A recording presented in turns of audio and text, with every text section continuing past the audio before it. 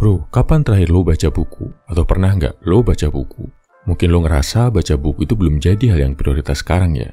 Tapi lo harus tahu, kalau lo bisa lebih rajin aja baca buku, hidup lo akan berubah bro. Buku itu masih jadi salah satu media untuk mentransfer informasi yang paling efektif bro. Gini, kita bahas data dulu. Perhatiin bro, menurut UNESCO, Indonesia berada di urutan kedua dari bawah soal literasi dunia. Artinya, minat baca sangat rendah. Menurut data UNESCO, minat baca masyarakat Indonesia sangat memprihatinkan, hanya 0,001%.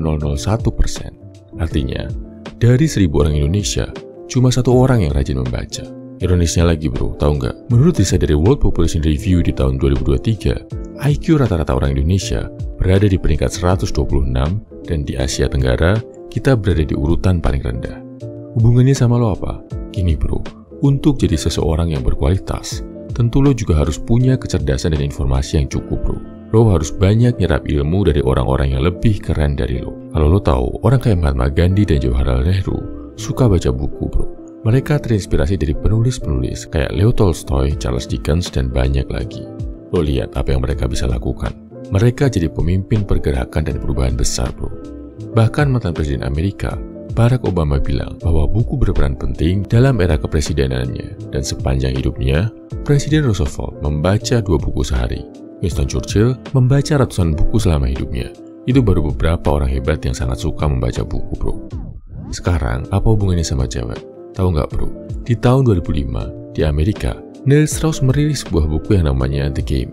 Ini adalah buku yang mengubah banyak cowok-cowok yang dulunya takut dan gak berani deketin cewek, gak punya pacar, jadi cowok-cowok yang benar-benar ahli dalam bikin cewek tertarik bro.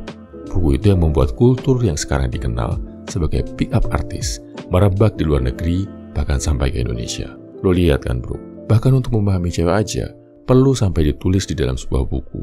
Tapi kelemahan buku The Game ini cuma ngajarin teknik buat dapetin cewek, tapi nggak ngajarin gimana juga cara naikin nilai lo sebagai cowok.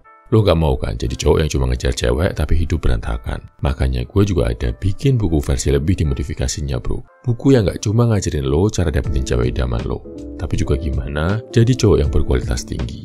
Lo punya skill dapetin cewek, tapi lo juga punya nilai tinggi sebagai cowok.